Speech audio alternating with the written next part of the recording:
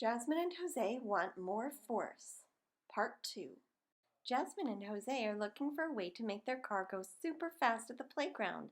They need more force than they can do with their own pushes. They sat down to think. How could they get more force? Maybe they could use gravity and the play structure. They knew that gravity pulls everything down to the ground. They know that when they put a car on a ramp, gravity pulls it down. If the ramp's higher, it goes a little bit more quickly, and a very high ramp made a car go very fast. They looked at the play structure. It had 2 different slides.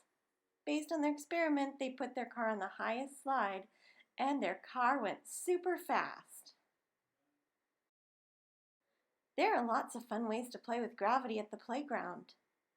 Slides, swings, hanging from monkey bars. What's your favorite?